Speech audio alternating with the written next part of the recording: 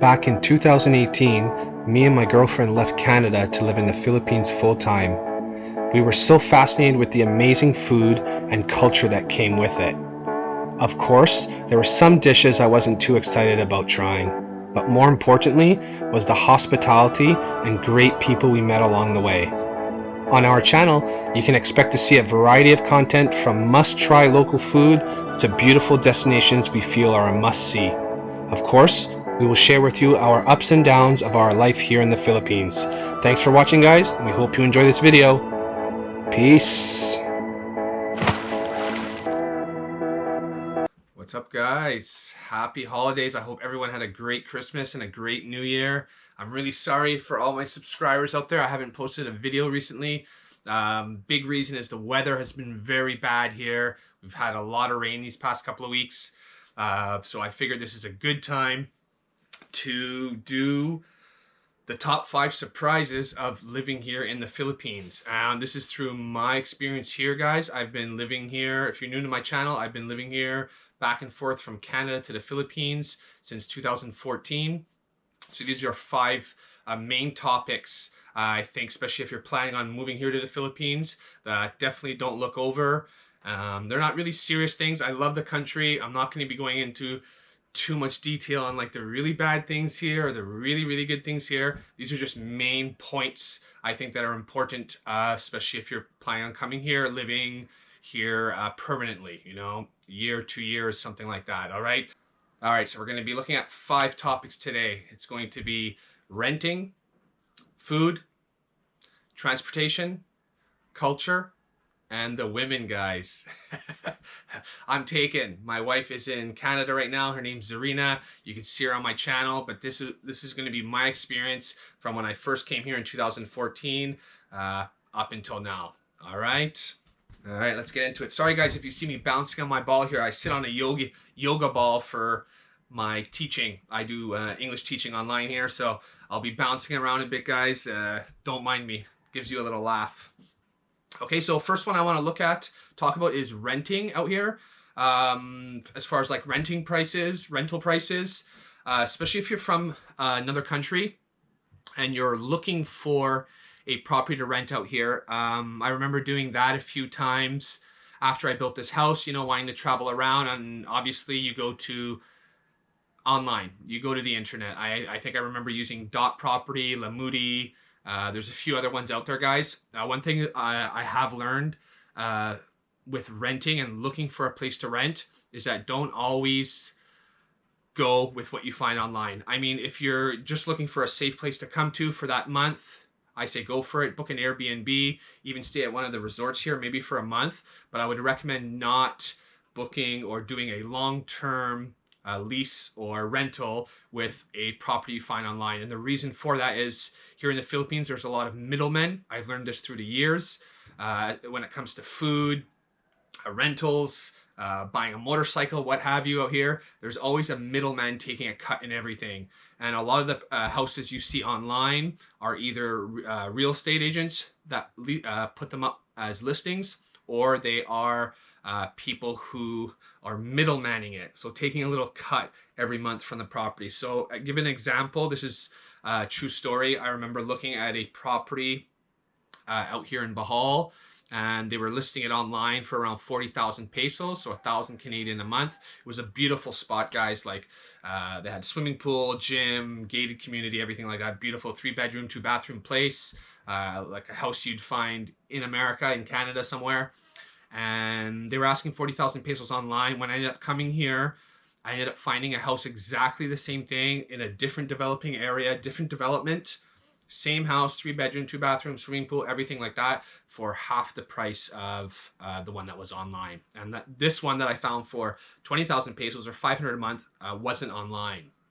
It was just private. So if you are planning on coming here for renting, I would definitely recommend staying somewhere for a month, a couple of weeks, a month, depending how long, and just take the drive with your girlfriend, or if you're by yourself. Go around, ask around. The word will get out.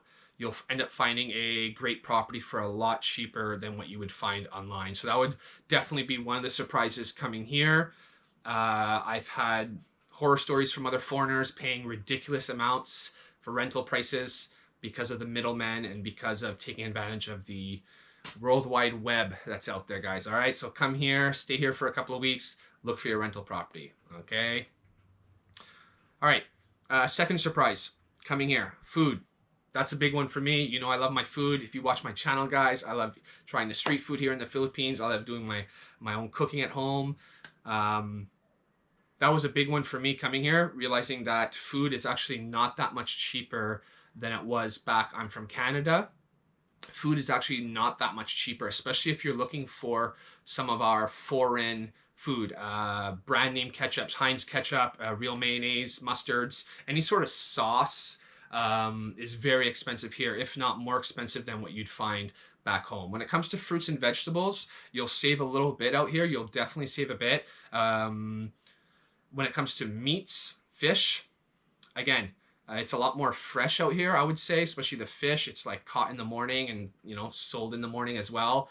But prices are quite comparable to, I can only relate it to Canada. I have family in Canada. I always relate the prices back to them, and they're always surprised of the prices I give them, you know. So that's one thing that I thought I'd be able to really save on. But if you're saving on food, you're sacrificing not eating some of the food you'd have back home. So that's a big one too, guys. Food prices, especially because of inflation and everything. Everything's up now. Everything's expensive. It's not really cheap to buy here. I talked about a little before in my other videos about the province and the city life. So basically living in the province here is like living in the countryside in whatever country you're in, and living in the city obviously is like living in the city. So prices do differ depending if you're in the province and in the city. So if I was in the city, I might be able to get some of those foreign products for a little cheaper. Since I'm out in the province and stuff has to be trucked over here, boated over here, what have you, the prices will be a little higher.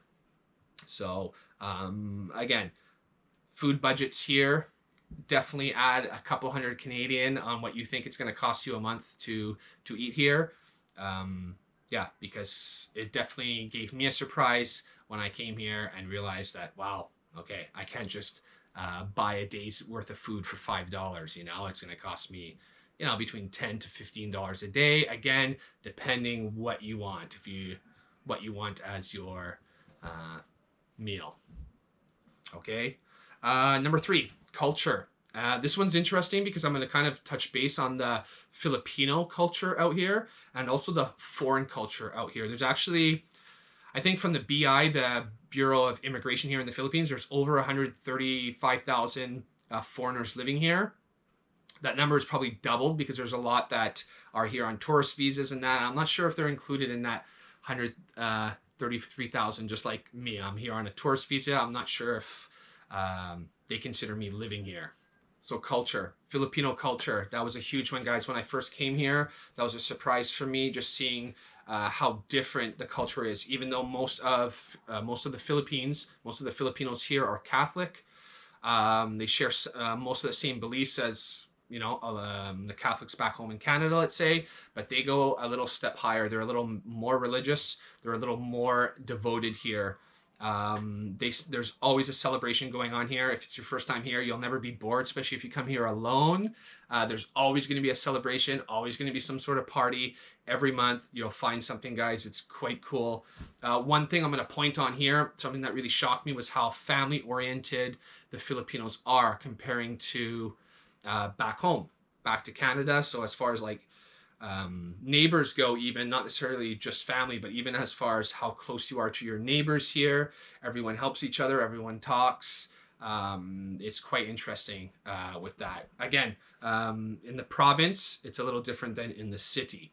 So here in the province, like, there are no nursing homes, there are no retirement homes here. So when the grandmother or grandfather gets too old, gets Alzheimer's, something like that, the children will just take in the parent and look after them. So that was really cool, heartwarming out here to see that. So that was very nice. As far as the foreign culture out here, actually my first 2 years here in the Philippines, I heard a lot of like horror stories before I moved here about kind of staying away from some of the foreigners just because they might have like a bad rap here. or they might be just drinking themselves stupid at the bar and just not the type of foreigner or the person you want to be associated with, especially here. Even if you just met a foreigner for the first time and you're walking down the street with him, the locals here automatically think you're best friends and you're together. So if he did something bad, they'll kind of throw you in that mixture too. So long story short, after a couple of years, I did end up being able to pick out the bad apples here, the bad foreigners in the province I'm in right now. I'm in the province of Bohol. I'm in Anda, Bohol, a beautiful little town here. There's probably around like 40 or 50 foreigners living here right now. And I was able to pick out the bad ones. And surprisingly, as the years rolled by, the bad ones ended up leaving, whether it was because they were mean to their wife and the wife broke up and took their home and they ended up having to go back to their native country, or they did something horrible, they had to leave anyway, something. But the bad ones do, majority of the time, they end up leaving the country. So after those couple of years, I ended up associating myself, kind of getting out a little more, meeting the foreigners here. And what's really cool with the Philippines is that foreigners are from everywhere. So here in Anda, I have some friends from France, Germany, Switzerland, Sweden, the USA, Canada, obviously. We have people from all over, so that's really cool. So when it comes back to the food, it's very multicultural, as far as some of them own restaurants, so it's really cool to get out there and like try their native dish. If it's a German guy who has his little restaurant, he'll have schnitzel and sausage. If it's an Italian, he'll be very good on his pastas and his sliced meats, stuff like that, his cheese. And so that's really cool. And the foreigners here in the Philippines do help each other. I kind of regret kind of not getting out sooner. The foreigners, the good ones, stick together. They help each other out. I experienced that during the pandemic and also with the big typhoon we had. As far as borrowing tools or asking for help, they might know an electrician, a mechanic that can help you out, something like that, a plumber. So that was really cool. Something I wasn't expecting. Again, a little surprise for me coming here. I really thought all the foreigners would be on their own, not really helping each other. Again, there are some that are like that, but the good ones come together. So that was really cool. Okay, so number 4, transportation. Now this is again, this will be different again if you're in the city or you're living in the province like I am here. In the city, it's not too much of an issue. You have access to a lot of transport. It can be from a jeepney, tricycle, or bus. Again, if you're in the bigger cities like in Manila, they have train cars and all that stuff, metro systems. So, but here in the province, it could be a little difficult, especially if you're not planning on purchasing a vehicle, purchasing a car, a truck when coming here. If you're planning on getting a motorcycle, just like me, just like a lot of the other foreigners here, transportation is not that bad if you're planning on going to the beach or just going to a little outing. But like when it comes to like bulk buying food, stuff like that, being on a little moped, a little motorcycle, carrying your food back home could be a little difficult. And the access to things like the tricycle and the jeepney out here are a little more difficult to find, and the chances of them actually doing a private ride for you for a good price is quite low. I mean, people out here pay $10, $15, even more for a private ride of like a couple of kilometers if you're a foreigner. So if you are planning on moving to the province and you plan on not getting a vehicle, I would suggest buying daily or every other day. That's how I do it here. At first, I wanted to like bulk buy and have my fridge like stocked full of stuff, but it was impossible. It was just so much work. Everything takes a lot longer here too. So yeah, buying the bulk of your stuff on market days. So in the province here, they usually have market days, which the prices of fruits and vegetables will be cheaper compared to if you went on another day at a different market. Okay, so they have markets that run 7 days a week, but the prices are a little higher. So if you are coming here on a budget, you're watching your money like I am here. You want to do the bulk of your fruits and vegetables on market day. And then every other day you can do like your meats, your drinks, your sauces, whatever. I keep going back to sauces because that's one thing that I love, the vinegar and soy sauce and chili sauce they do here, but I miss like all the barbecue sauces and stuff like that. So yeah, transportation could be a little tricky here.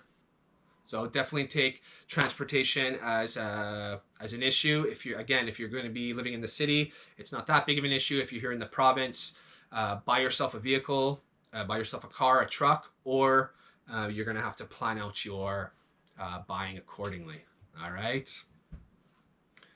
Okay, guys, number 5. So, women here in the Philippines. When I first came here in 2014, I wasn't with my girlfriend I'm with now. My girlfriend, my wife, I call her my wife. For actually 2 years, from 2014 into 2015, I hadn't met her yet. So I was kind of mingling around, meeting some women out here, and it wasn't actually, and I was a lot younger, a lot thinner, a lot more handsome. I was 25, and yeah, it wasn't as easy as I thought it would be. Um, you see things online about guys with these younger girls, and it's like easy. They go out, they party. Again, maybe in the city it's like that, but here in the province, again, in the countryside, the province life, they're a lot more reserved. They're a lot more respectful. They don't just jump on you, pounce on you, talk to you right away. It's actually quite difficult getting to talk to a woman here. So that's one thing was a lot different than what I would see online. I feel bad because the Philippines does get a kind of bad rap, kind of like Thailand does, for the idea of the women here. They're willing to date anybody. If you come here with money, they're going to date you. I know a lot of women out here, a lot of girls from 18 years old to 80 years old, and I can tell you the majority of them are not like that, guys. Obviously, if you come here and you're the type of guy that wants a different girl every week, you will find a girl every week, but you're not going to find that good one, the one who loves you for who you are, not after just your cash, waiting for you to pass, waiting for you to die to take all your stuff. When it comes to the good girls here, you are going to have to work for it, just like you do in your own country. All right, so that was, again, a surprise for me. Not that I was looking for that, but I was kind of expecting the girls to just kind of like pop out at me when I came here, and again, it wasn't like that. I was in the province.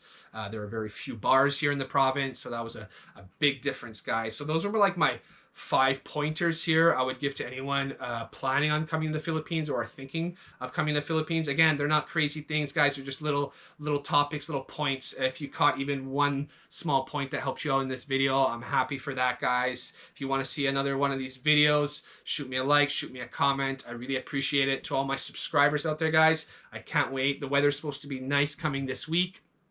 We're going to go out, do some more street food videos. Yeah, check out more of Bohol here. All right. Thanks for everybody. Thanks for all the new viewers out there. Again, Happy New Year to everybody. Be safe. Peace.